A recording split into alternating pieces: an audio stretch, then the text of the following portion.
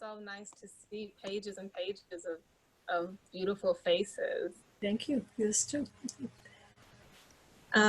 So I thought tonight, instead of me kind of talking so much about themes and what have you, I was thinking we could kind of go through each section that we all read together, or chapter by chapter, if you read by yourself and are joining us for the first time tonight, and ask questions based on those chapters. And we'll kind of just make our way through the book that way. So I guess I'll kind of kick it off. I would really like, there's quite a few people here. So I would, if you know how to use the raised hand feature, it's under, if you click participants, at the very bottom, there are some buttons. And the very first one is a hand, it's raised hand. So if you would like to ask a question and you are comfortable using that, please let's utilize that feature. And when you're done asking your question, just always remember to lower your hand. If you can't figure it out, or you're on a different computer, or for whatever reason you don't want to use it, you can also just raise your hand if your video is on. So if we can kind of just start right into it, way back on April 8th, we discussed chapters 1 through 5. And I have all of our notes here. And one of the things that we really talked about, and a lot of people had a lot to say about, and I think a couple people even recited some of the pieces of the pages, was about hands and how hands were described so eloquently and so passionately and so precisely in those first 5 chapters. And it wasn't just kind of like the beauty of hands for the sake of the beauty. I remember it being very rich with dignity and rich with work. Hands that are working every day, hands that are skilled hands, hands of master craftsmen. I know that's kind of how I wanted to kick off a question. Was that intentional, the use of so many hand imagery in the first 5 chapters? And if so, I guess why? Because you use a lot of things with when you're working, especially on a plantation, you use your whole body. I was thinking about this a lot. Hands, feet, your mind, really, everything. Your entire body is always kind of used. I was wondering why you focused on hands so much in those first 5 chapters. First of all, thank you so much for inviting me to join you and to address some of your questions. When I sit down to write, it's a monologue, but when I talk to my readers, it becomes a dialogue. So it's really important for me to be here and to hear what you have to say. Now, about the hands. The hands, for me, represent work, even in terms of the way that employers, especially in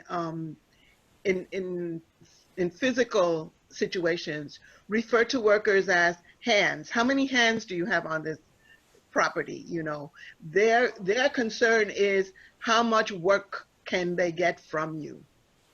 But I also felt that starting with the needle women, you know, they worked with their hands. The craftsmen work with their hands. The cane workers can't work without their hands. So, and that to me lent them a dignity. To their masters, it lent them worth. And you can tell so much from a person's hands. If they're calloused, if they're soft, if they're manicured, if they're broken, if they're dirty. I think that you can tell a lot about people from looking at their hands. Absolutely brilliant. You know what? Has anyone raised their hand? Is that Layla raising her hands? No, okay, sorry. That was beautiful. For tonight to listen to the author. I didn't get the book or anything like that. Well, welcome. Thank you.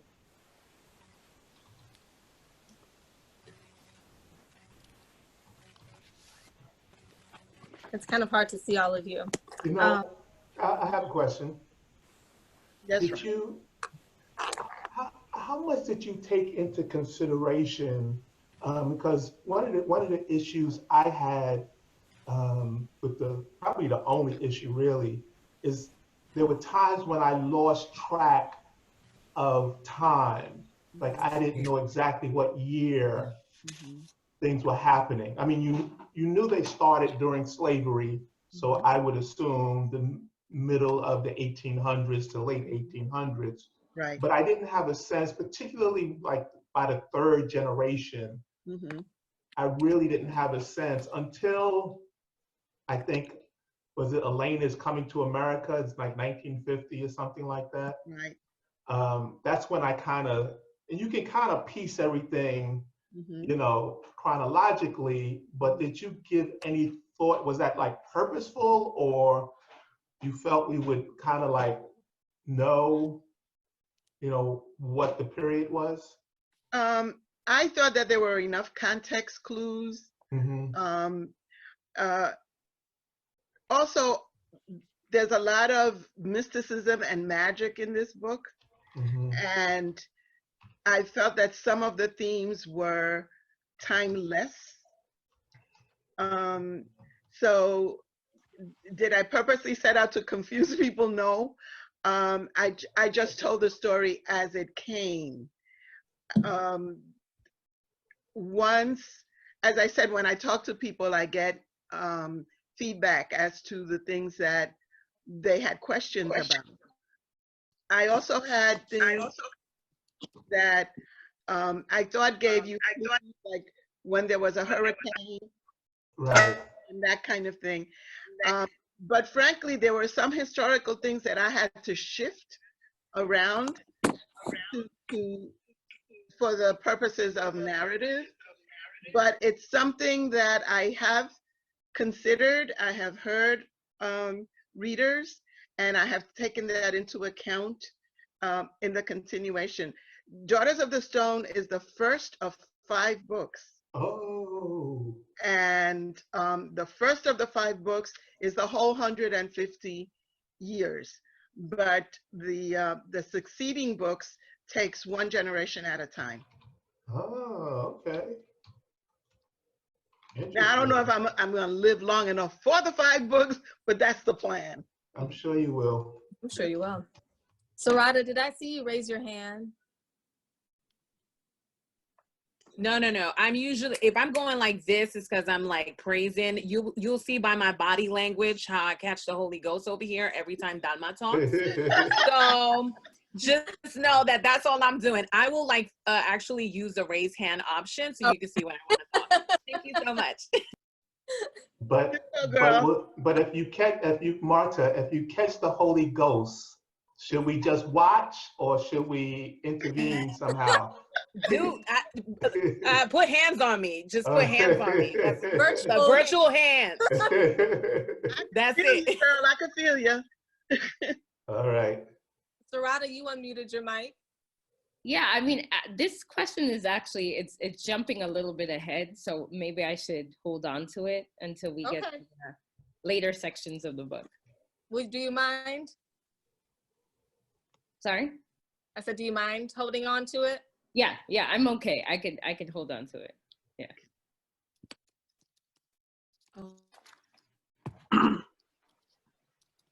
Okay, is anyone else raising their hand? You can speak if you are. This is Yvette Martinez, and Dahlma, it's so wonderful to see you. I love it. I'm so proud to be here and to have read this book yet again for my 3rd time. Wow. It always, I find something new every time, and it really, this week it brought me really, really, really close to my mom, and I appreciate it so much. But getting to what Brandon said about the hands, you know, back in those days, people were of little talk. First, because of communications, many of them came from maybe different places and did not speak the same language, but also hands were a way to speak. And give your soul and your heart into your artistry. And there was no time to talk. So I think hands are definitely such a vital, important part of that beginning of that chapter. And I'm glad that you brought that up, because I had not even thought of that being such a major thing, but it was a beautifully illustrated. So thank you, Dahlma. Yes, I completely agree. That was really beautiful what you said, Miss Martinez. Miss Nunez, did you have your hand raised? I did have a question. Hola, thank you so much for being here as well. I just wanted to pick up on a comment that you made insofar as the book being heavy with mysticism and religion. And that really intrigued me from the very beginning of the book. I think it was what really captivated me to continue to read the book. For me personally, it was I think from what I can remember, the first experience where I'm reading a book that's very tied into our religion. And for some of us, our beliefs and how we were brought up in this dual worlds of Catholicism, but then, you know, what's very much part of our heritage and our culture. And I just wanted you to talk a little bit more about that, and why did you pick Ochun as the goddess, and the central figure in this book, and how she runs throughout the whole book, but it was very, very prominent in the first 5 chapters. So I just wanted you to talk a little bit about that before we proceeded. Okay, one of the reasons why this was really important to me is because in many of our cultures, African religion is present in the back room. Something that is not discussed openly. It is something that's, one time I did a reading at a school, and like all the kids, they were all Catholic. And I said, okay, how many of you live with your grandmothers? And they raised their hand. I said, how many of your grandmothers have candles in their room, And all of a sudden everybody's raising their hand, And it is an integral part of Latino culture. Not everybody believes in it. Not everybody practices it. But it is there. Often when there are problems, all of a sudden everybody starts acknowledging that religion that they put aside. So I wanted to take it out of the shadows and bring it into the living room and say, this is part of our reality. This is an honest and integral part of our reality. And yes, there is that dual Catholicism, African religion duality, which I thought was an ingenious way of people maintaining their culture while under physical enslavement. So you can enslave the body, but you can't enslave the spirit. And so that's one aspect of it. I tried hard to do as much research as I could because I wanted to honor that religion. Although I am not a practitioner of it, I have absolute respect. And it just burns me when you have Western culture bastardizing what is a very serious and can be a beautiful thing, and call it witchcraft, which is why that is a pivotal word in this novel. Anybody calls anybody else witch, they got a problem. And in Western societies, as well as in Eastern and African societies, witches are often women and often have to pay the price with their lives. So it's not something that I take lightly. So that whole aspect of it was important to me. Also, whether you call it candomblé in Brazil, or Santeria in Cuba, or Lucumi, or Espiritismo, or working roots, whatever it is you call it, African peoples have maintained a tie to African religion, and that often is the only thing that they have to hang on to when things get really bad. And so that's why it was an important thing for me to include it in this book. Thank you. So many gems were just dropped. Thank you so much. Does anyone else have a question about 1 through 5 before we move on to chapters 6 through 10? I wanted to make a comment, just a little aside. The question of Oshun, I think it's just very interesting that Dahlma's birthday and Oshun's day are one and the same, September 8th. And I think that was part of the reason why I asked. I wasn't quite sure what your connection is with Oshun. So, which is La Caridad del Cobre, which I know that exactly. You know. So that's why you specifically chose that that goddess, and so. Yes, as a matter of fact, Caridad is my middle name. Oh, okay. So she's and Carissa is a absolutely. It's a twist of that. There you go. Like I said, I love it when people get a chance to really delve into what they're reading. Yeah. Yes, Evelyn. We're gonna go with Jacqueline, then Evelyn. Oh, hi, Dahlma. I just want to say I appreciated the way that you explored the community of women who are embroiderers, who work with their hands in the fiber. Very often that story isn't told when we talk about slavery. And I just appreciated that. I don't know if you have any other comment you could add on it, but that was a detail that stood out for me, because it also gave them a kind of sanctuary and a kind of freedom from the fields. You know.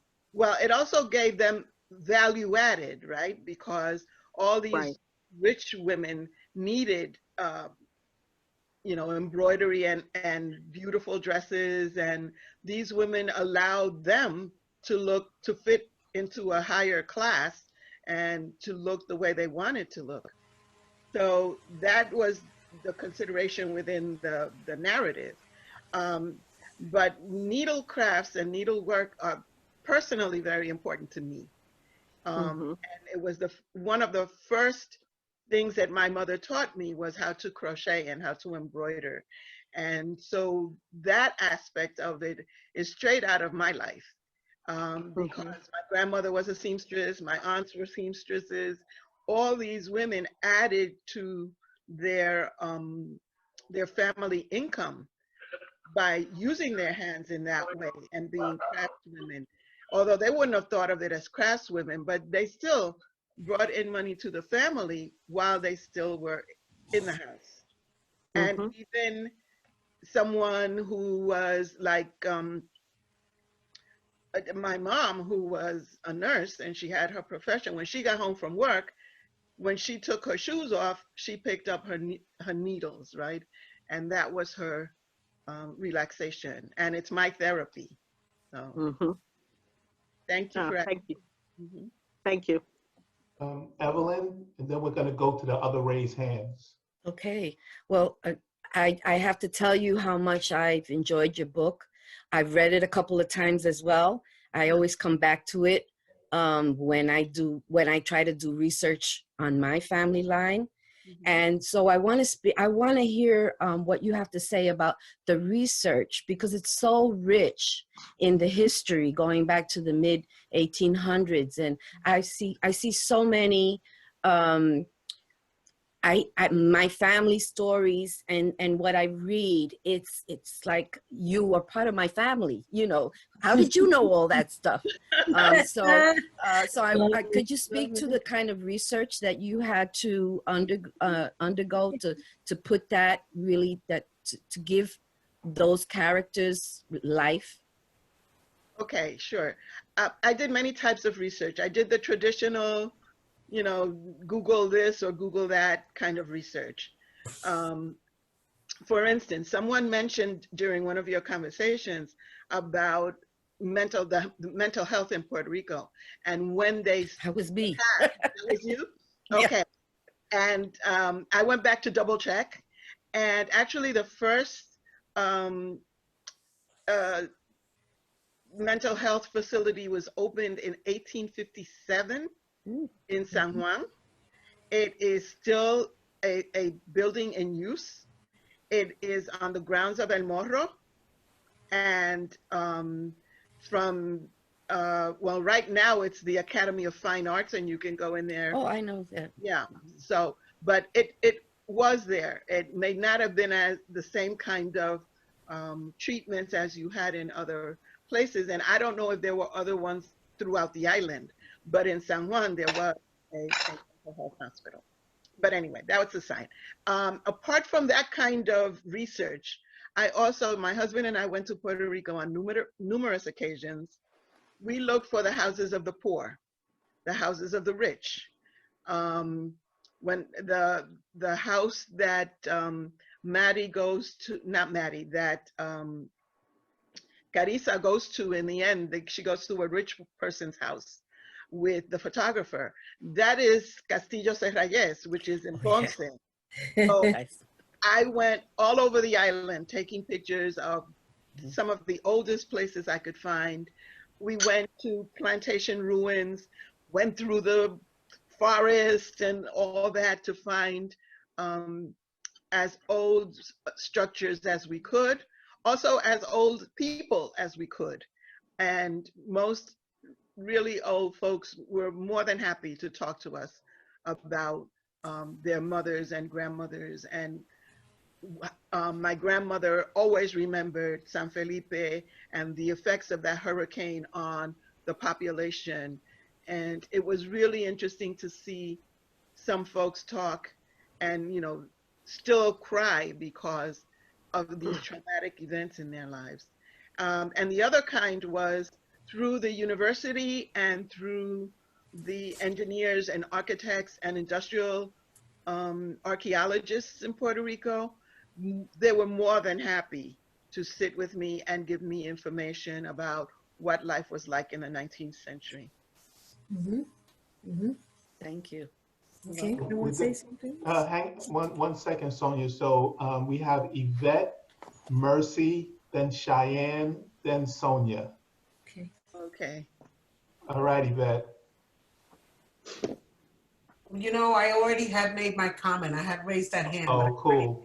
So, Mercy, it's all right. Mercy, you there? Well, Cheyenne, you're next. Hi. Oh, sorry. Wait, hang on, Mercy's here. Okay.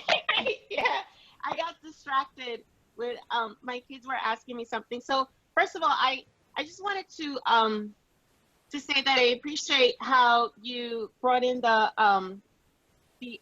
Africanness, the importance, the influence, the strong influence of the Africanness into Latino culture. Yo soy hondureña y soy negra también. So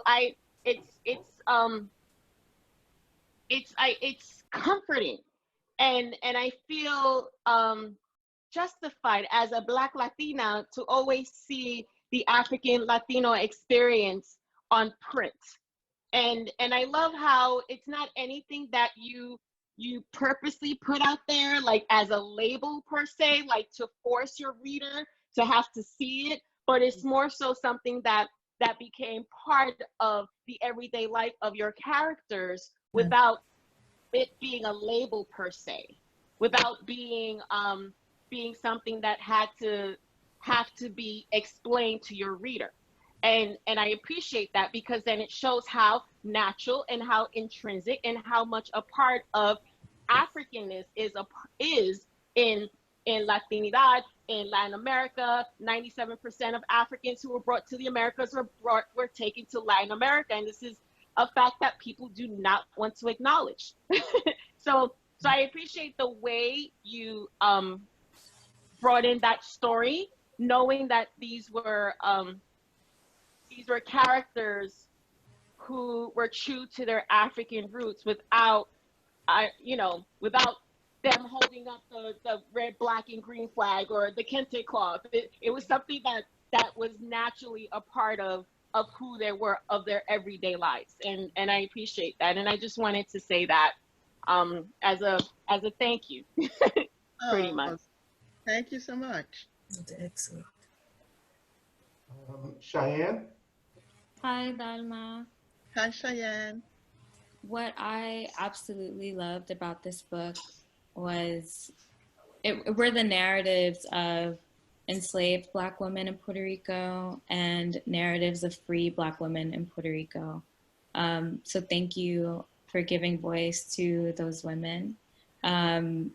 Parentheses, I'm excited for Women of Endurance, but that's for another conversation. But reading the first 5 chapters, something that stuck with me about Fela was the intense guilt that she felt about what happened to her village, what happened to her people, and the fact that she ended up in Puerto Rico enslaved as a result of her not sharing that dream that she had with her elders. And that really stayed with me because I was thinking to myself, why is she internalizing, you know, that blame, right? You know, this is something that was just so, it felt like this was something that was so out of her control. So I would love to hear you talk about that. Okay. One of the things that I purposely set up for my characters to give them depth is they often have conflicting feelings, right? And so one of the things that Fela really yearned for was motherhood. And one of the reasons why she turned to Oshun is because Oshun is the goddess of sexuality and attraction and childbearing. And she was barren and she really wanted to have a baby, and wanted to give this to her husband to cement their relationships. And now she's given another task that she has to go tell people XYZ. Well, she wanted to go to her man and do what they needed to do, right? So she figured, okay, the message can wait. So at that point, she put her own personal desires above her responsibility to the Orishas. And that happens more than once in the book. It's a constant struggle. In fact, she says, being a curandera is really hard because you often have to give up your personal stuff to do what needs to be done. So her guilt comes from knowing that she should have delivered that message first and taken care of business later. Well, no, my girl wanted to take care of business now, and I'll get to Oshun. And she could see what price she paid. And Oshun was very angry. So that when Mati was born, Oshun didn't want to hear, excuse my language, shit. That's my baby. You need to go. You served your purpose. And if you don't think I'm serious, I'm gonna stop this baby's heart. And so that Fela and Mati even more so is constantly in this pull of, do I follow my gift? Do I follow the Orishas? Do I do what I want to do with my life? And often they had to give up their personal desires because they had a higher calling. Thank you. You're welcome. Sonia? Hi there. Hi there. I want to congratulate the members of this book club. They're asking such profound questions, really wonderful questions. I wanted to add something on the research. I went with Dahlma to the Museo de Historia Africana in San Juan. Do you recall that trip, Dahlma? Yes, and we read it was a very, very difficult trip for her. And we read the log of the enslaved people and what the predictions were for them, what kind of work they would have. So that research helped her tremendously, everything that she learned in that museum. So thank you, Dahlma. I learned a lot from you too. Yes, you have over the years. Any other questions? Okay, so then let's go ahead and move. Can I ask a quick question? I'm so sorry. That's all right. Brandon, you're doing a beautiful job facilitating and such a large group. So this is a basic question because I was married for a very long time and visited the Nigerian town where Fela was born. So I wondered about the choice of your name for Fela. I basically researched names, and I wanted to pick a name that was short and simple and that people wouldn't get all hung up on it. And that's why I researched and chose that name from the list that I was given. Thank you. You're welcome. Okay. Thank you all for those questions. Very, very just profound. I'm just so impressed by the intellect and all of you ladies and Ron in this book. Justin is here also. Justin is here And don't forget Jonathan. We're trying to represent. So let's move on. Let's move on then. Chapters 6 through 11.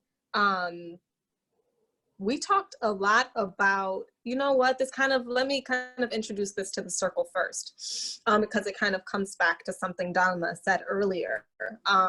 One of the most profound scenes, I think of one of the most telling scenes throughout the entire book to me of someone's behavior was the scene, I don't know if you all remember, but it was a scene when Cheto is apologizing for calling Mati a bruja after she tried to fix his leg, after she tried to heal his leg. And you talked earlier about women who are called witches and how they often have to suffer and give up their personal life. I kind of want to introduce that, not necessarily as a question. Well, no, I'll formulate it as a question. How difficult or how risky, I guess, is it in that sense? Like, if that's the truth, right? That a lot of the times women have to suffer something in order to be a healer. How risky, I guess maybe as a writer, is it to try to navigate that character's development when they could potentially be unlikable? Does that make sense, Dahlma? It does make sense. It does make sense. For a lot of reasons that you'll find out when you read the second book. But anyway, it is hard walking that line. For instance, Maddie is a healer, but yet people also fear her. Even as a child, they fear her gift. And I think, yes, people come to healers because they need X, Y, Z, but there's also a kind of distance because some people in the religion may use it for negative things, right? And so they don't know, they want this, but they don't want that. So,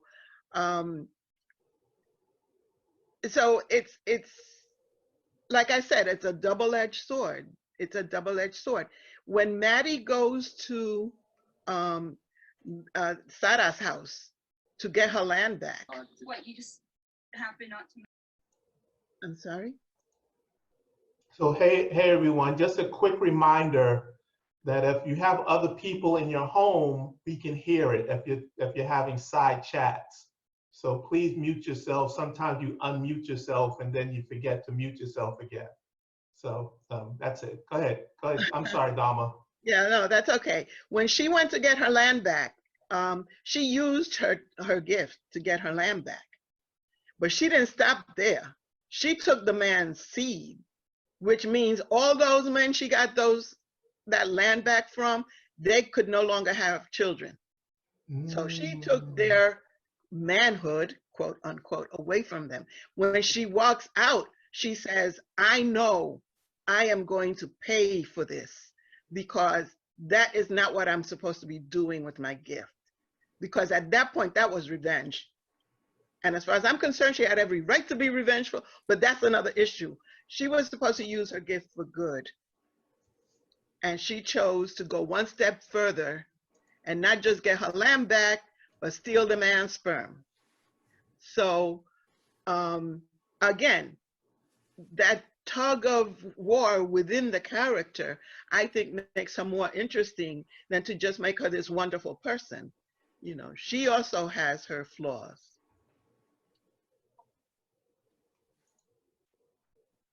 So there are two raised hands, Marta, then Jonathan. I think Jonathan raised his hand before I did. Oh, So I don't okay. mind letting him go. Yeah. Thank you. I just wanted to mention that issue of brujeria is not just a Latino thing. The history of using that accusation against women, whether it's from Salem to Africa today, has been something that's been used to oppress women, especially women who try to take some of the power back from the patriarchy. And it's a really, really important issue. And I think including that in the book was a really important aspect of history. Thank you very much. Thank you, Jonathan. Marta? Hi. Thank you, Dahlma. I Hi, appreciate you being here. Okay, so when you describe Clemencio, this is going to be a frivolous, Go but for it.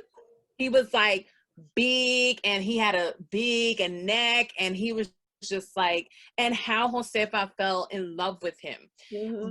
How old was she when she was like scurrying after him, and she just wanted to see him at every given angle? Like she just couldn't get her fill for him. She was probably in her mid-40s. Josefa? Josefa. Wow. Okay, so in my mind, I just felt like she was so much younger when she fell in love with Clemencio, and that, okay, all right. And remember, she had a first husband that had been sold away. Isn't that Clemencio? Oh, I'm sorry. I thought Clemencio was the husband that was sold. He was sold away also, but she had an experience before. Ah, okay. So And are we when gonna you think of Clemencio, think Idris Elba with gray hair. Yes! Okay, that's exactly what I thought. Thank you. Thank you very much. I was like, I said that would clear things up. Doesn't matter how old she is, it works. Yes. Love it. Love it. Thank you so much. Oh wait, are we gonna get any more of that backstory in any of the other books? And not Clemencio. He's gone. Okay, all right. It's I just wanted to say, when I handed in the manuscript originally, it was over 500 pages. And my publisher said, you got 300 pages. You're frozen, Dahlma. Yeah. Because what my editor said was, the title of the book is Daughters of the Stone. You have to follow the daughters and you have to follow the stone. That means that a lot of the work that I wrote about the male characters had to be taken out. There was no choice, because it was clear that this story was a story of matriarchy. Now, the three male characters who are there represent three very different types of men. So you have Cheo, who's this macho man who wants to be able, because he has been a slave, he wants to be able to give his woman the stuff that makes him a man. He wants to buy her freedom. He wants to buy her a house so she can move into town. He wants to take charge. Well, Maddie is not a sit back kind of woman, right? So nobody's gonna take charge of her life. And again, we have this conflict, right? She loves him, but she runs her life and she runs her house and she ain't going anywhere, right? Again, conflict that she's gonna have to resolve. Then you have Toño, who loves Concha dearly. He recognizes that she's a very strong-willed woman, and he's not gonna get where he wants to go if he opposes her. So he gives her room until the hurricane comes and she loses her mind, where he has to slap her to get her back. But even that slap was done in love. He was trying to keep her from killing herself. And then you had Pedro, who again wants to be macho man, but he's really totally tied to his mom. And Elena is like, I'm out of here, you know. You could follow me if you want, but I'm out of here. So this matriarchy was a line of extremely strong women. And I purposely created them that way because I was so tired of hearing that Latina women are submissive and they let men make all the decisions and they kind of sit back and just take it, whatever. It's like, that is not the woman I know. That's not my mother. It's not my grandmother. It's not my great grandmother. So I said, no, we gotta get rid of all this stereotype here. And we gotta tell the story not told. And the story told is a story that's perceived of us from outside. I needed to get inside these women and tell their stories. And, every morning I meditate. And if I had not been true to these women, my female ancestors would have beat my butt. So I had to be honest about what I saw in the world. And from the outside, it does look like the men have total power. They're out in the fields. They're getting the money. They're making decisions, blah, blah. But if the woman wasn't in the house and in command of that house, all of that work would be for naught. I guess I love it so much. You are my soul sister. I love it. Thank you so much. So we're going to go to Sarata and Nancy. Did you have a question? Just Sarata then. Yeah, so I guess on the same lines in terms of making this a book about very strong women. Mm-hmm. One theme that came up was around just having a solitary daughter. Mm-hmm. So we see from Fela down to Carissa that, the women are bearing one child, and that happens to be a daughter. And even with Elena, even though she bears two children and one happens to be a son, that son kind of exits the book very, very quickly. So I'm wondering what was the reasoning behind that. Of course, you can have a book with, very strong female figures, but the idea behind having one single daughter, one solitary daughter, what was the reasoning behind that? There was no reasoning behind that. That's how it came to me. Mm-hmm. I don't sit down and outline books. As I say, I sit and meditate and the story comes to me. I feel that story comes from my ancestors who were not able to tell their own stories. And so I am like an antenna, right? I just transmit what my creative voice, or if you want to call it ancestors, or if you want to call it imagination, or my muses, especially with my first book, I just went with it. Later on, readers started saying, the minute that boy was born, I knew you were going to kill him off. Wow. And it wasn't done purposefully, but I guarantee you that in the next book, you're going to have some strong male characters to balance out the women. Thank you for that. Lydia?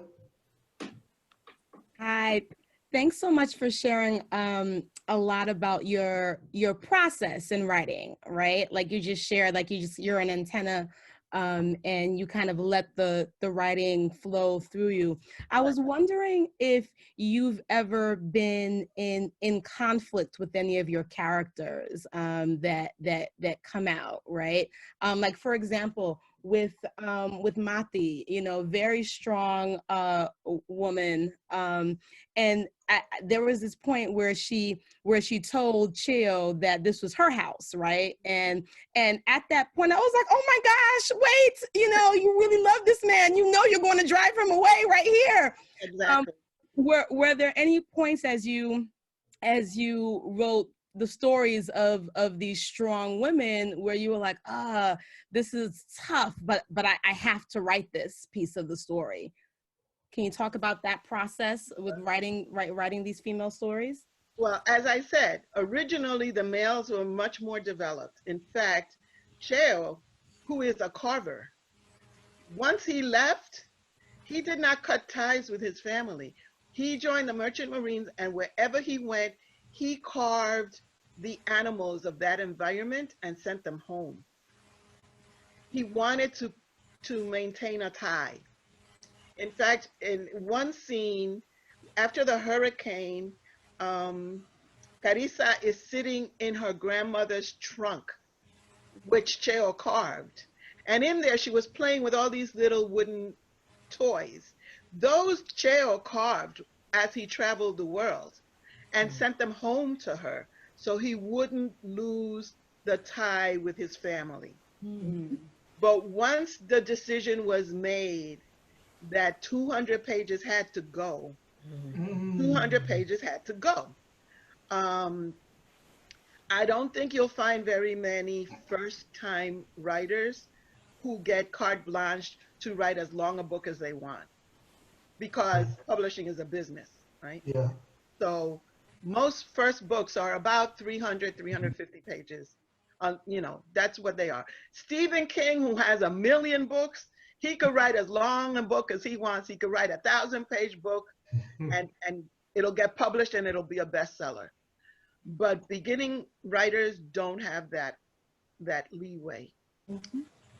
When Daughters of the Stone was first published, a lot of the readers wanted to know what happened to these guys. Where'd they go? I want to know more about them. And I started publishing the chapters that I took out on my Facebook, my website. And one time a woman came to a reading and she had the hardcover book and she had printed out all the chapters that I took out and put them back in the book because she wanted to read it exactly the way I had written it originally. I have to say that my editor made the right choice, because all that information would have been really interesting, but it would have taken you away from the main story. So that's why I decided, well, you're going to have to use this information in other books, because, you know, sooner or later, people are going to want to know what happened. So it is not on my current website. They will reappear at some point in the series. But that's one of the reasons why the women are so strong in this book, to the exclusion of the men. Tasha? Hey, y'all. I'm late. I had to do a talk and I was hungry. So you gotta do what you gotta do. You gotta do what you gotta do, okay? Do what you gotta do. Tasha's a working visual artist, and she had a Zoom right before this one, so conversation about her work, right? Yes, I did. So I had to like replenish because I didn't want to come here angry, you know what I'm saying? But nonetheless. Well, thank you for coming anyway. Of course. No, this book done got my soul. Wait, my so thank you for talking about this connection through the carving, because what struck out for me was the point where I believe it was Carissa when she was in school and her teacher, it was Carissa? Was it Carissa? When she was in school and she was telling the story of the stone, and then the teacher was like, okay, I want to hear your whole story. Yes. And then at the end, she was like, make believe. Ooh, child, I almost threw the book. That was it. Threw the book. I was like, oh, the setup was so real. Like, it was just like, it made me think about, for those of us who have parents who are immigrants, who migrated here, it just makes me think about that compromise and when the connection to the lineage gets severed. Right? And then it makes me think, who's the one that is pushing for that severed tide? You know what I mean? Like, this woman really made it seem like she was, I thought she was gonna be like, she had her own stone. I was like, oh, she got her own stone. They're gonna share stones. They're gonna do, And she was like, no, it's make believe. And I said, mm-mm-mm-mm-mm. So Well, what I want to say to you is that I appreciate you throughout the whole book talking about that relationship on how to keep connected to something that you may not even know, but know on a cellular level. So I really, and I mean, that point was just really like profound to me. So I want to say thank you for that. Thank you. Thank you. Speaking of that scene, I made that woman an Italian woman, an Italian teacher. And she had stepped away from her own culture because she said, you know, my mother believed in the evil eye, but I don't believe that. So here's one immigrant who has cut the ties. But this little girl is like, no. And at that point, she learns what she can share and what she can't, you know? And most of us know what we can share and what we can't. Lydia, do you have a question? Yes. Oh. Because you posted it, but you can ask it. Yeah. I was wondering, in the stories of the women are so powerful, and the relationships are so powerful. I was so interested how each story connected. Like I wanted, it was compelling to see how you would connect all the stories of the generations. I was wondering if there was a daughter's story that was the most challenging to write versus the easiest to write out of all the daughters from Fela all the way down to the last daughter. I never thought of it that way.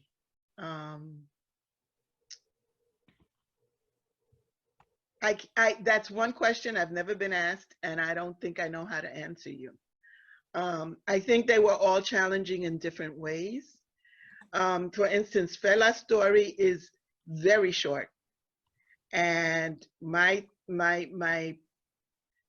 challenge was how to give her backstory and all the complexity of what she went through in Africa and in coming to this country, to Puerto Rico, how to do that in a very limited amount of time, you know, in a limited amount of pages, because so much happens to her.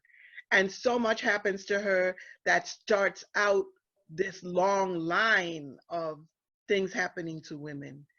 So that was difficult in that sense, in terms of keeping it short.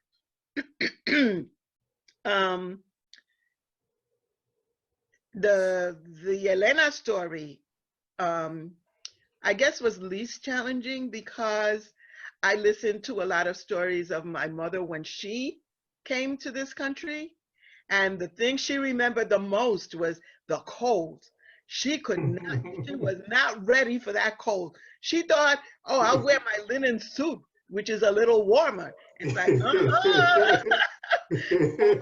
and you know, every Puerto Rican I know, the first thing they do when they get here is cold. It is too cold, you know. And I have a relative in Puerto Rico now. It's 75 degrees. He's freezing. So this concept of how time changes, how the relationship to weather changes, how the relationship to light, because the light in New York City is nothing like the light in the Caribbean, right? The need to be outdoors. Folks are always saying people in Latino neighbors are all out in the street. Yeah, they're used to being outdoors. They're Caribbean people, you know? They're not used to being locked up. Right now, we have so many Latino people perishing with the COVID situation. And I go into some neighborhoods, everybody's out there like, you know, it's summertime, it's 75 degrees. It's like, whoa, where's your mask? Where are your gloves? No, that's too hot.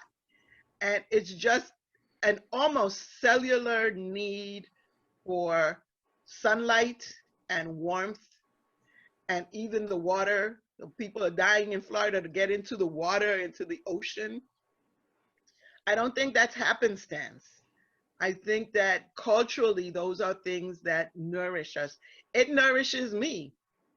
But you know what? My fear of dying is bigger than my need to go out into the water or into the sunlight.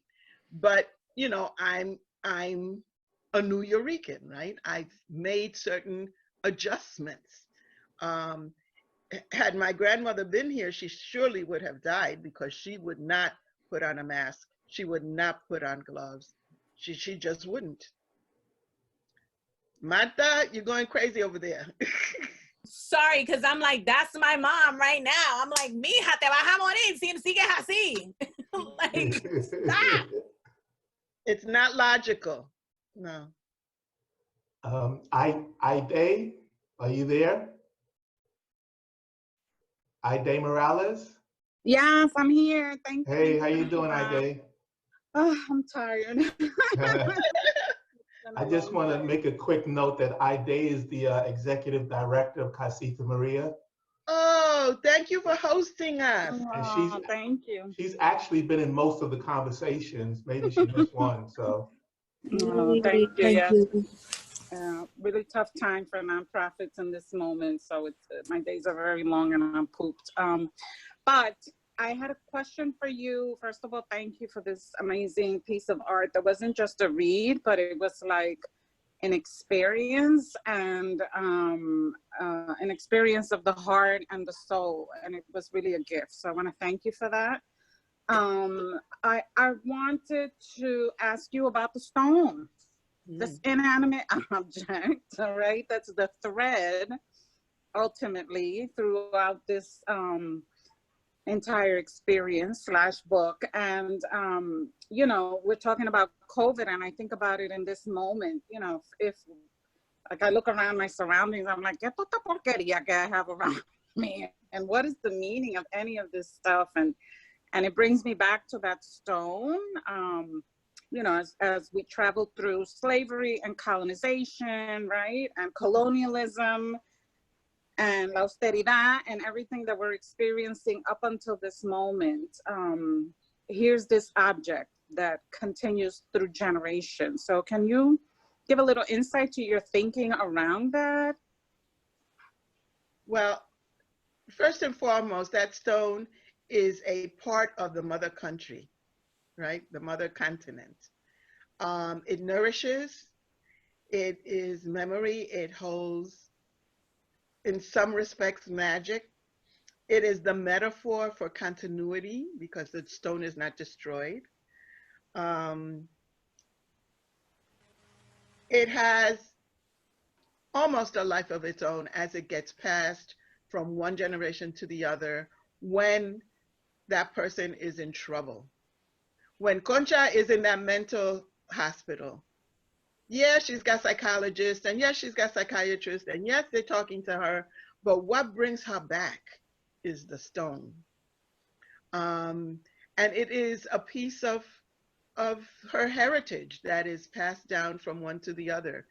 I had to find something that Fela could bring from Africa without it being taken away from her, because everything was taken away from the Africans that were captured, right? And even Fela was in danger of losing the stone because she put, you remember where she carried it first? In her hair. And then women were being shamed. So she had to keep moving it. The safest place for her to move it was where it was lodged to begin with after they did their little lovemaking thing. I was hopefully very discreet and subtle about where Emo put the stone. And it was in there and it stayed in there for a while. But it was something that was, in some respects, almost supernatural, mystical. Some people will call it magic realism. That's fine. I tried to write the book on 3 levels. I tried to write it so that people who believe in traditional African religion could read it from that perspective. People who were just reading it for plot's sake could read it from that perspective. And then people who are looking at it metaphorically, you know, this is the stone that carried the life of of Matthew from one continent to the other. So that's what I was trying to do. So Did I answer your question? Hi there. Yeah, it answers the question beautifully. I mean, I think, again, I think it just brings me to this moment, right? Between this moment and whatever is next for us, and what are the, you know, what are the, I don't even know what to call it, you know, the power, the connection, items, objects that we hold that are of meaning, right? And that capitalism creates a culture where we buy a lot of SHIT, but what's meaningful, you know, what's of significance, what's of the heart. And so as I read the book, I was really connecting to like all of that, consumerism and capitalism and the implications of that for our people. Well, here's something I can give you that came up in another book group many times, a long time ago, which is think about all your possessions, everybody. What would be your stone for your family? What is the one physical object that you would want to see carried from one generation to the next?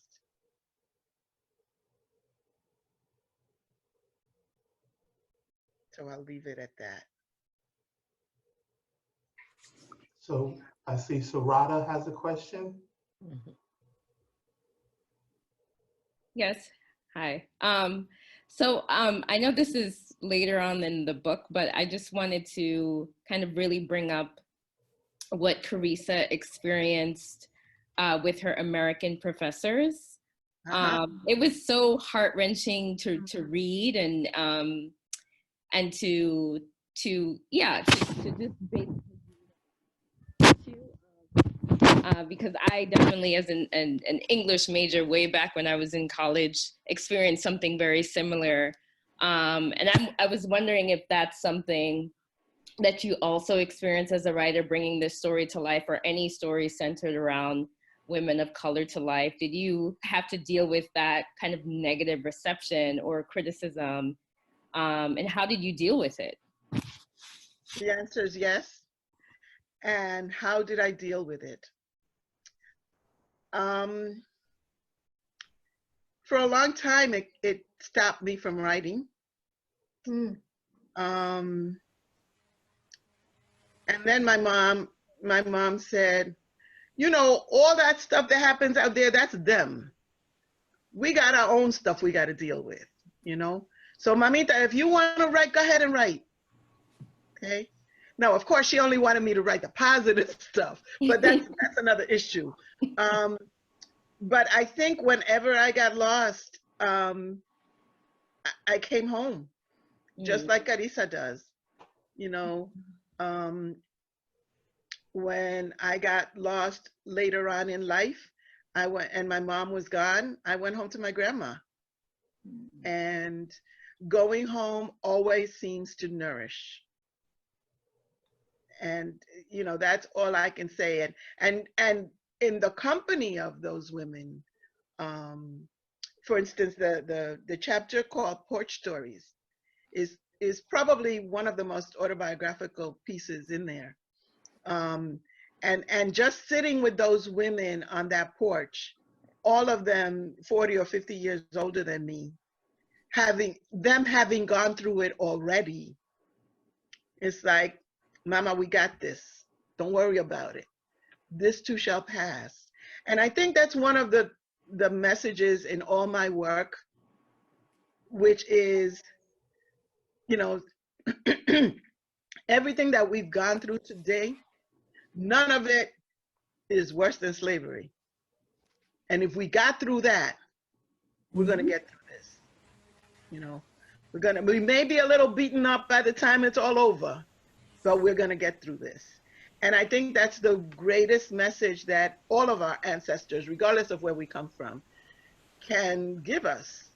You know, if they got through World War II, if they got through those camps, if they got through Native American massacres, if we got through urban massacres in Chicago New York, in Mobile, you know, if those people could go through that, then we can go through this. And so there are times when people say, you know, why you keep writing about the past? And I think it's because the past has a great deal to teach us if we listen, if we pay attention. Thank you so much. That was so powerful. Thank you. It really was. Ron, are there other questions or should we move on? Cheyenne, then Jonathan. Okay. So I'm thinking about the image of Elena in her linen suit and heels. First of all, thank you for that image. I went on like a rabbit hole trying to find a linen suit. I have not found the perfect one yet, but trust, when we are able to go outside, I will be stunning in a linen suit.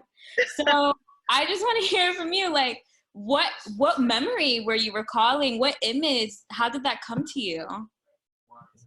Listen, my mother wore linen clothes until the day she died. She might not have worn them in the winter, but as soon as it got warm, she pulled out her linen dresses, and it had puntilla and it had all kinds of elaborate embroidery. And I kept going, Ma, that's such an old-fashioned dress. And she would say, shut up, put on her high heels and strut her stuff, you know? And now I wish I had some of those dresses, you know? In fact, when she died, to her funeral, I wore her dress. Don't make me get emotional. Anyway, baby, you go buy yourself a linen suit and strut your stuff. I will. Okay. Jonathan? Unmute. Jonathan? I think it's a little frozen. Yeah, because I Okay. never get to ask questions in all the readings I've been to. I want to ask you about Mrs. Goldberg and Mrs. Jackson. Uh-huh. You can talk about them a little bit. Okay. Everybody, Jonathan Lessick is my husband, in case you didn't Hey, know. Jonathan. Okay, Mrs. Goldberg was his grandmother. And oh, okay. She came from Russia, and she had that trajectory of having to go through all of that, and was very much for the working class, regardless of color or national origin. So a lot of those stories came from Babalati. Mrs. Jackson, I didn't want this just to be a Latino story. There are many cultures who go through incredible trials in New York City. And I wanted to try and show as many of them as possible. So you have Mrs. Goldberg, who is the Russian Jew. You have Mrs. Jackson, who's the African-American from the South who comes north. And then you have the teacher, the Italian teacher, I forget her name. So because I feel that even though this story is grounded in Puerto Rico, I feel it's a universal story. All cultures have grandmothers who tell stories to grandchildren. All cultures have this issue of your parents wanting you to succeed, but wanting you to be a nice Italian girl or a nice Puerto Rican girl or a nice Dominican girl, not realizing that in order to succeed in this country, you have to have some kind of a hybrid mix. So my mother could not understand, what do you mean dating? Ain't no dating. You live in my house until the day you get married. And when you get married, then you move with your husband. But until that day, you live here. The hardest thing I've ever had to do in my life, I think, other than the great losses, is tell Mom, I'm moving out. Has nothing to do with my rejecting you. I love you, but I've got to stand on my own 2 feet. And it was very difficult. I think some people talked about Maddie being very modern by letting her her daughter go, although she didn't do it willingly. But I remember the day that I heard my mother talking to a neighbor, and she was talking about moving back to Puerto Rico. And her neighbor said, "How could you leave your children?" She said, "I'm going to leave my children because it's easier for me to leave them than to watch them leave me." And I thought, wow, how profound. What a long voyage she has taken. And I was very, very proud of her because she was right.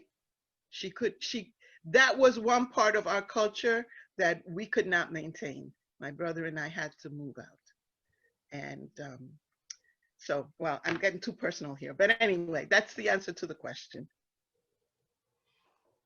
Someone asked about Concha's feet and how they were so grounded to the earth. Where we started out early, it was really about hands, except there's this shift to feet with Concha. Right. Is there significance with that? I wanted every protagonist to have a different manifestation of her gift. So for some people it's dreaming, for one person it's dreaming, for one person it's her feet, for one person it's her hands. So I just needed to find different ways of knowing.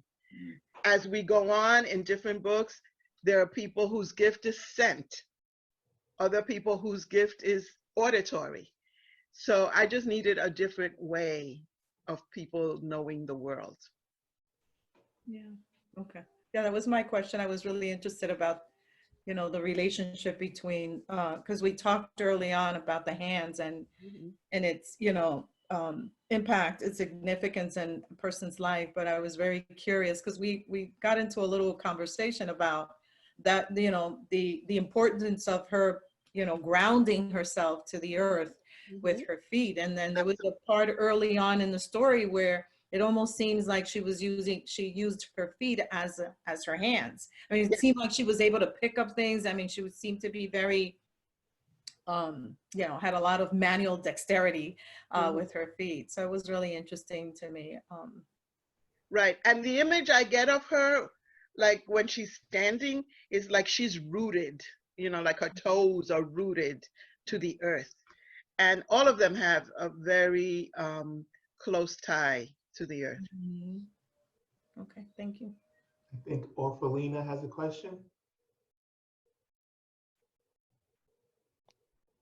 Okay, thank you very much for being here today. Oh my God, this is like a treat for the week, especially now, the time that we live in.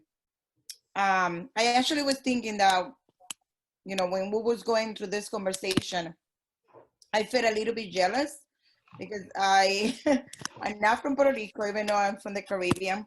But your story spoke to me so deeply, so like, oh my God, like I can feel this. I can feel the vibe, especially the last chapters, the transition from coming from the Dominican Republic to live in the United States. I went through every single step, like the transition, the assimilation of the culture, you know, being discriminated in some sense, not based on the ability, but my language, the way I speak English, my accent.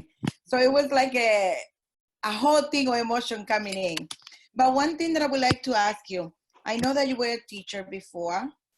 I just curious into how long it took you to write the story, transitioning from your adult life until becoming an author, like publishing the book. Like, how long it was the timeline that you put your story together? Okay, I don't know how many teachers there are there among us, but okay, so if you're a teacher, you know that when you get home, you are totally exhausted. When I got home, I didn't want to hear anything. All I had energy for was to turn on the TV and watch Oprah. That's it. So it took me a good 18 years to write Daughters of the Stone, because I could only do it during like summer vacations, or when there's a long period of time where I had time to de-stress from the school year and focus on writing. The second book took much less time, but the first book took a much longer time. And then there were parts like Concha in some ways was modeled after my grandmother, and my grandmother died right in the middle of my writing Concha. So I could not write that anymore. So it was a very, I was so emotionally tied to the book that everything that happened in my life had an impact on the book. Now I've learned to put some distance so that I can do it. And of course now I'm retired, so it's much easier now to write. But for me, I need peace and quiet, and you know, not everybody has that all the time. So, thank you, Tasha. Tasha. Yeah, I'm here.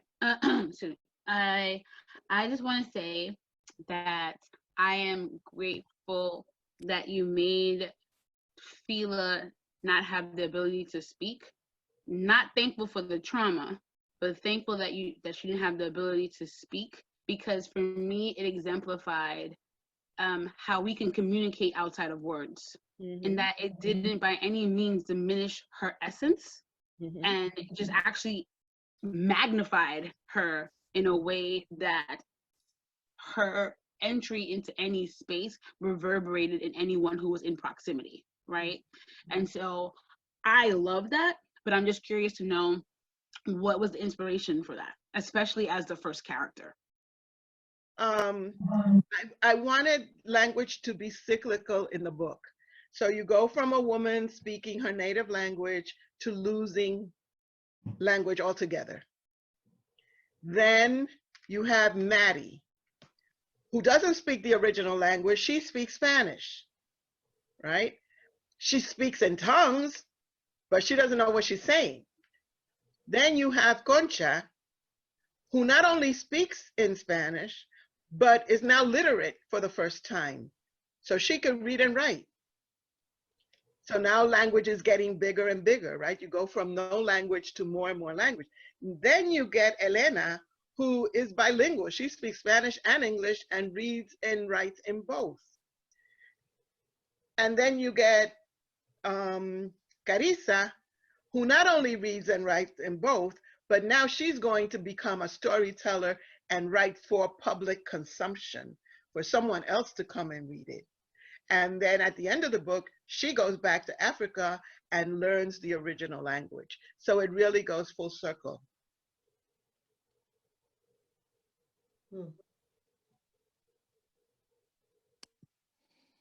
And also the first Fela, in a sense, I wanted them to take everything away from her. They took her body, they took her language, her ability to communicate, and still she rose, you know, and still I rise.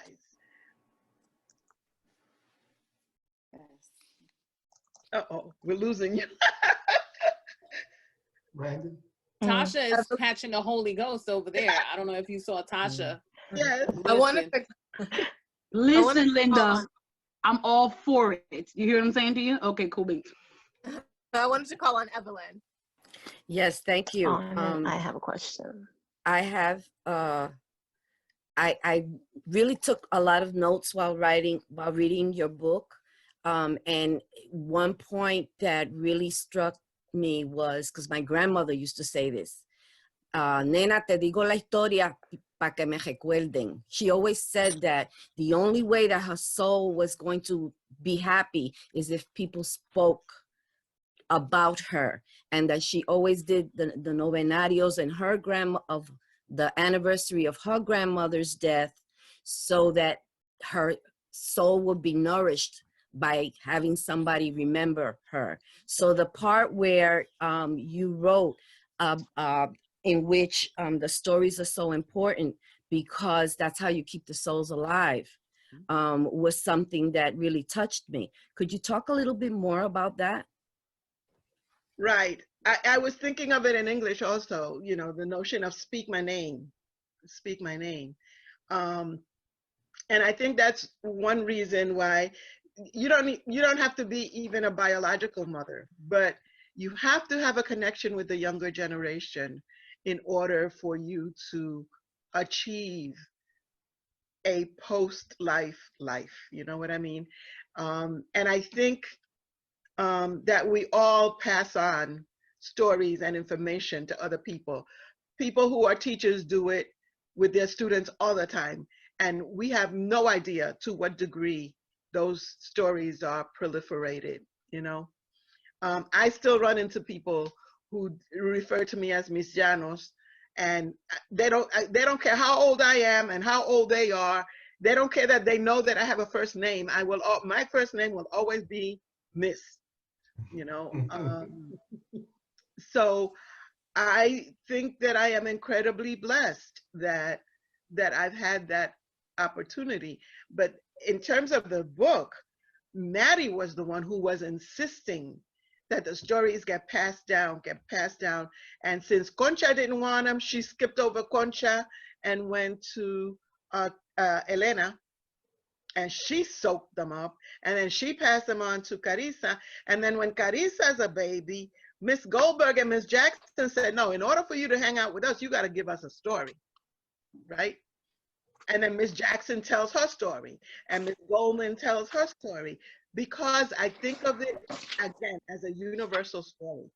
You could change the names and make this another culture, and it would work, because that's just the universality of the human condition. You want to be remembered. I love the proverb that says, every time an old person dies, we lose a library.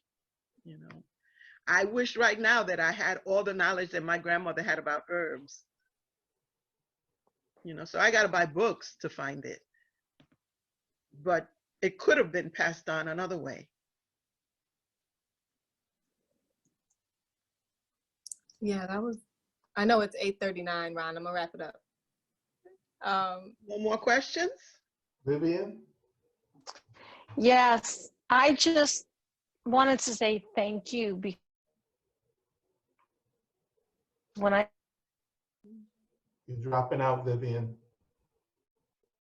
She's having some trouble with her computer.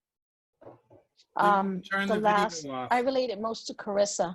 So, when the grandmother was, it sounded as if the grandmother said, you know, like the grandmother would have been ready to go with her to Africa. Like, you just brought my grandma to me alive on those pages, so I thank you for that.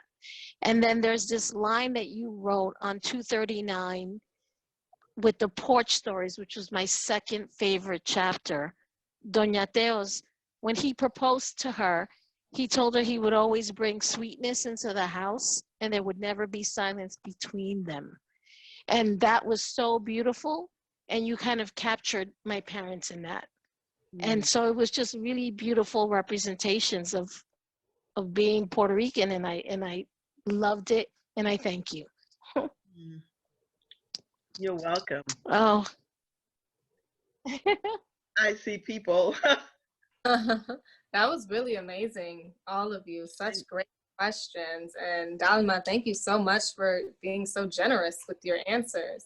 You know, I have time. I see that there's still a couple questions there. Do you? Ron, do you mind if we keep going? Yeah. Oh, I got time. Yeah. Who's next, Ron? I don't see anybody with their hand up, but if you have a... Brenda has her hand. Brenda. Oh, hey, Brenda. Hello. Hi, Brenda. Hi. Just wanted to say thank you so much for writing such a great story for us.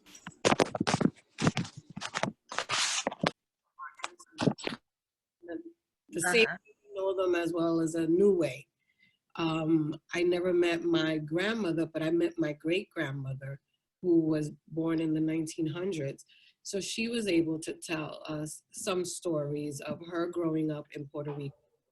And as I read it, I could remember some of the stuff she told, even though I was 7 years old. And everything resonated exactly as she said. And as I go back to visit, you know, it's very vivid, the things that she would talk about, the things my mom would talk about. Same thing, lighting up the candle, following the saints, you know, you were born on, you know, Dia del Jose, that's your, you know, so all these different things that you were born with, we follow. And I realize that now a lot of that is being lost.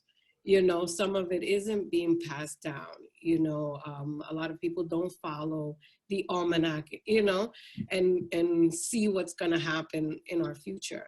So this actually gave me a connection that I can actually pass on to my daughter also for her to read. You know, I have her now, she's 13 and she's reading Elizabeth Acevedo, Poet X, which helps her then have that connection in, you know, for being young. This allows her to also now read something and see the ancestors, the experience. So thank you. Oh, you're so welcome. I think we got Layla Denserata. Thank you, thank you. I just wanted to make a comment. Stephen King also wrote short stories initially before he became a rock star, so I'm a Stephen King fan. But the stone that you were talking about, I just love your interpretation of that. But I'm just wondering how, like, carrying the stone in a very private part, like, what was the correlation with that? And I wouldn't want, you know, like when you asked us to think about what would we want to pass down to other people, I wouldn't want something that's been stored in a very private area to be passed down, I guess. So I thought that was very comical.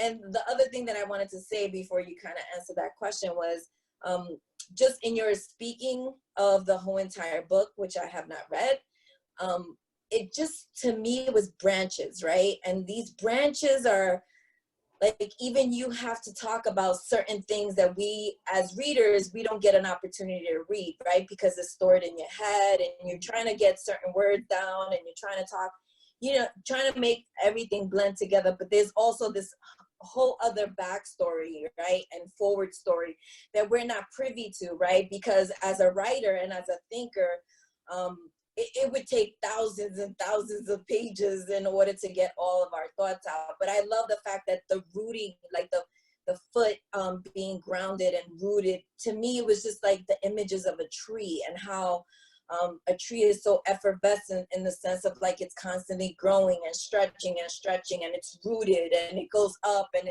the sun hits it. And it was just a, you know, a good analogy for me to kind of think about like how women are the root, right, of the tree, and then, you know, men are part of it as well, and they contribute to the situation. But the hand I think for me it was like, now we're in this whole entire onset or moving forward of like, how do we interact with each other when, you know, we are emotionally touchy and feeling kind of people. And now it's like, I don't want to touch you. Can you stay 6 feet away from me? So I know I said a lot, but it was just based on the conversation and just my imagery of just the conversation and the pieces that you were answering. But I guess the stone, if you want to go back to that part, like why was it important for her to hide it in a very private part? And did it have any correlation to how like African women and, you know, how they remove the clitoris and stuff like that, just, you know, as a part of a ritual for women in that culture as well?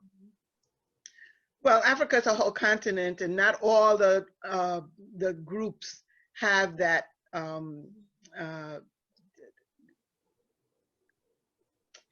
I'm not going to say cultural, but ritual. That ritual, yes. Yeah. Practice. But, Practice. Yeah, but of course, in the real world, we know that if you put a stone that is not sanitized in that area, you're going to get an infection. It's going to be a mess. But this is fiction, right? So the reason it went there was because the ritual that she and Emo were supposed to have was supposedly to write these messages on their bodies with this stone and to put it in that area where the sperm was as a ritual for the growth of the baby, right?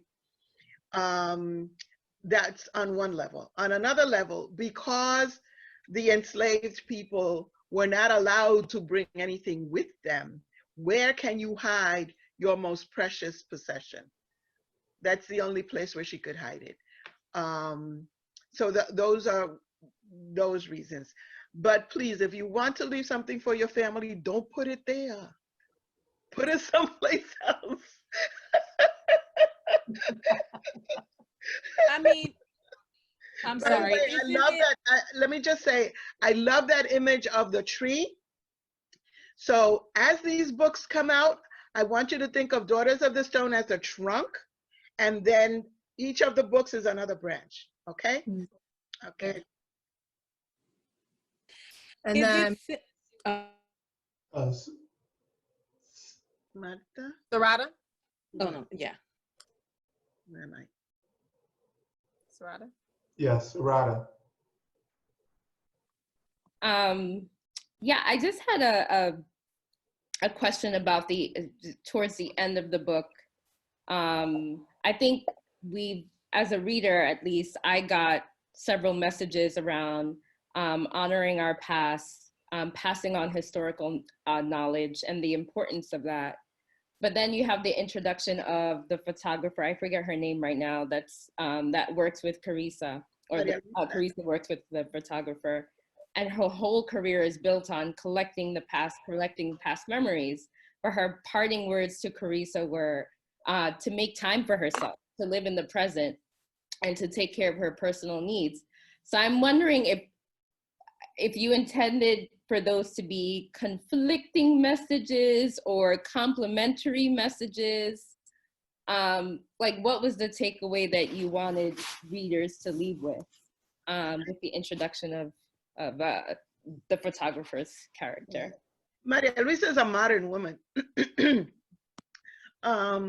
who's been around. So she gives advice, and the advice is that the past is vital, but you are living in the present, and you have to deal with the present. So the message is not just stick to tradition at the expense of your day-to-day reality. You know, that's also what that whole thing about education was about. Yes, Maddie was right. When Concha went to school, everything they taught her was the opposite of what she was trying to teach her. But the reality is, in today's world, we need education in order to progress. I look at tradition and cultural values as a foundation on which we build our house. But we still got to build a cement house, you know? Our wooden cottages are not going to make it through the hurricane, as you can see. So there has to be an adaptation. But the solid rock foundation has got to be there, because when all that other stuff we were talking about, all the material and commercial and all the social stuff, when all of that gets blown away, all that you are left with is the foundation. And if there's no foundation, there's nothing to hold the house, right? So I always, when I talk to my students, I always say, you got to go and build your house, but you got to build it on rock solid foundation. And I think that's the best way I can explain those two things, right? Thank you. Marta, then Ide, then Jacqueline. Wait, I put my hand up. Oh, I don't believe I did, but All I right, mean, that's all right. oh, I wanted to comment about the yoni, or I'm sorry, about the stone, and I'm assuming it's like very similar to like common like current times when you like bring your boo like weed stash in your vagina when you go to, you know, visit him in prison. You know, like you had no I'm sorry. You had no choice. Like it was no choice. Where else was she gonna stash it? She couldn't even put it in her hair. No hay ningún otro lado. There's no. Yes. You know, it had to go where it had to go. That was my comment. You know.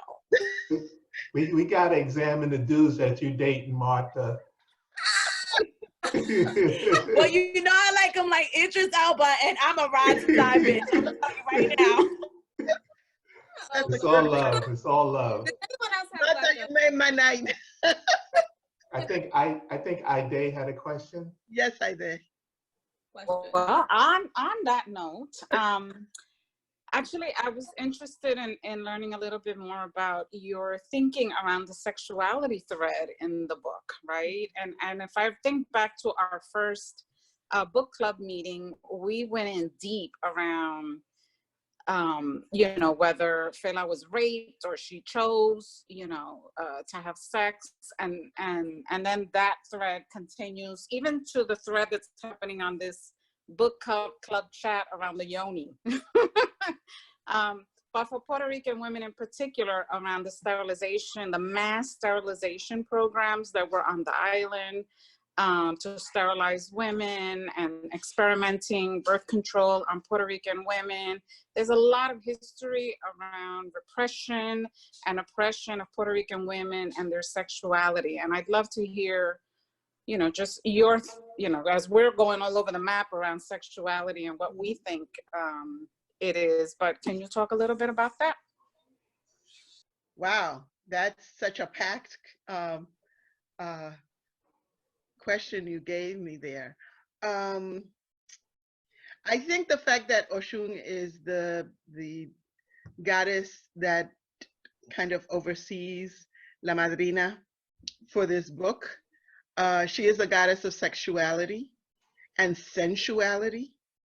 And so she really drives this book, and sensuality really drives this book. I tried to be very subtle because I did want teenagers to read the book, and I didn't want it to be, you know, prurient, you know, I didn't a how-to book on what to put where, when. But I did want to show the fact that different people experience sexuality and sensuality in a very different way. Even the issue with Maria Luisa, who is a gay woman, is very subtly touched on, especially because that was such a no-no in Puerto Rican society anyway. And so I tried to include all different kinds, all different levels of it. So you have Fela and Imo, who basically are focused on procreation. You have Concha, who's a very sensual woman. She knows the world, including sex, through her feet. You have Maria Luisa, whose sexuality is only hinted at. So I tried to find a happy medium, because although it is one of the elements of the book, it isn't the primary theme of the book. So so that's what I have to say about that. In terms of how contemporary Latina women or poor women are treated in terms of their sexuality, that is something that's not covered by the book. And I'll just leave it there. But I will say that, you know, we also have a culture in which many people expect you to be pure as the driven snow until you get married. And then, you know, you get a veil, and as soon as you take the veil off, now it's now it's fine. Now you go out and you have sex and everything will be wonderful. Well, no, if you repress it for your formative years, you may very well have a problem later on. But that's a whole other world of experience that isn't covered by this particular narrative. We are coming close to the close. I don't know if there are a couple more questions. Thank yous, your welcomes. Anything you like to close with, anyone? I'm sorry if, can I just ask one last question? I'm sorry if this was already discussed and I wasn't on point with it, but something that I think that I observed is that mothers and daughters didn't have a very tight-knit relationship. There always seemed to be some sort of conflict between the mother and the daughter. And I just wanted you to talk a little bit about that, because the presence of the woman was just so strong in the book, right? And the importance, and you write about that, but it just seemed to me, or at least it wasn't for me, that there was that very tight bond between mother and daughter. I see it as there being a close bond between mother and daughter. That does not preclude that there isn't conflict between mother and daughter. I think that as much as you would love any parent, or any parent would love any daughter, there are differences that come up that have to be dealt with. I think especially when you go from one culture to another, there is a problem, a conflict between the mother's experience and the daughter's experience. And that may not be something we want to talk about or discuss, but I wanted to put everything out there because we are complete human beings, right?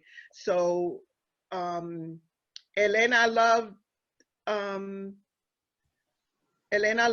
Carissa dearly, but she was so rocked by her son's death. And the fact that she made the decision to bring this child here, and now he got pneumonia and died. And her guilt over that superseded her ability to be very demonstrative with her daughter. In many cases, the daughters are the salvation of the mothers. Yeah, well, it's true. Yeah, I didn't see that. You know, and so the love is there, but there may be a lot of stuff overlaying it, especially during teenage years when the daughter is trying to assert herself and to define herself, and the mother is like, but you're my baby. But I'm not a baby, I'm a grown woman. And that conflict I see over and over again in all cultures, because that's just the way of the world. I know my mother was one to say, your mother is your best friend. Yeah, but your best friend doesn't get mad if you have sex. You know what I mean? And your best friend doesn't get mad if you decide you don't want to go to church, or you're an atheist, or whatever it is you decide. I think mothers and daughters have an incredibly charged relationship, and it goes back and forth. If you're lucky, it goes back and forth. There are some that are just ruptured, and that's the end of that. But hopefully the love will supersede the conflict. On that note, it is 9 o'clock. We are in overtime. Beautiful.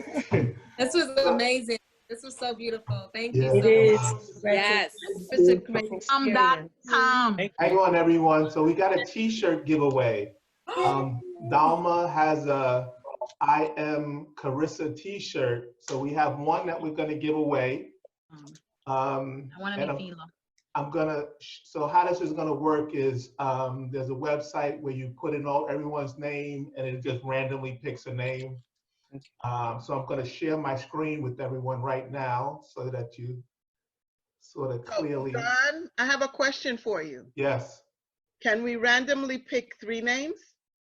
Yes. Okay. So you're upping up your game. Yeah, but they gotta tell us what the size they are, okay? Okay, so hang on one second, because you just threw a curve at me. I gotta figure that out now. Okay, while he's figuring that out, ask another question. Ask another question. I have one.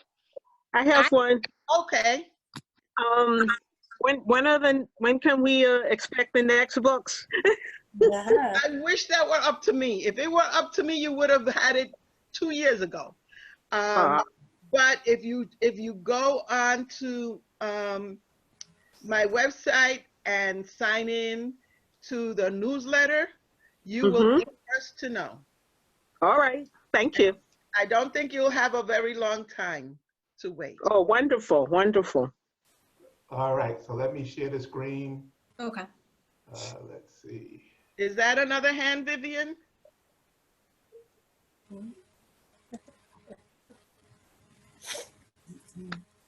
Can you see my screen?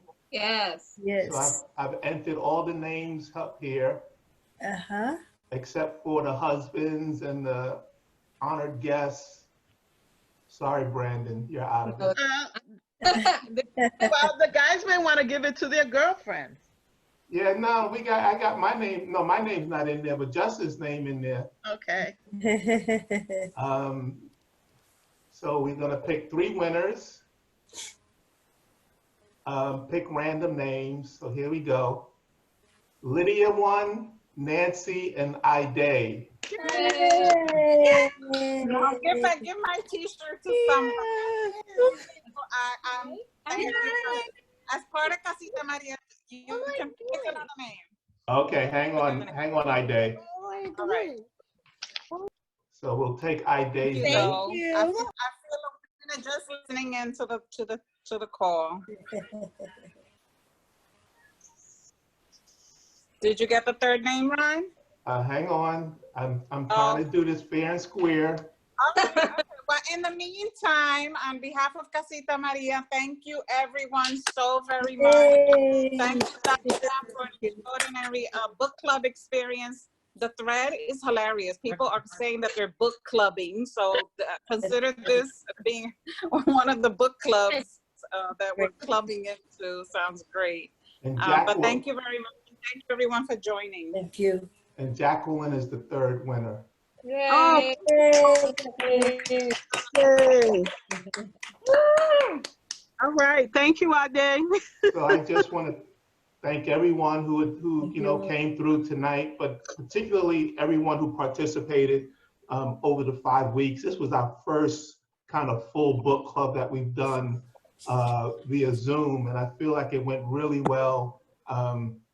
Thanks to Casita Maria. Next week, we start reading All About Love by Bell Hooks. So if you're on, I have everyone's email, and you should have received the email already. I'll probably send one out later in the week to everyone.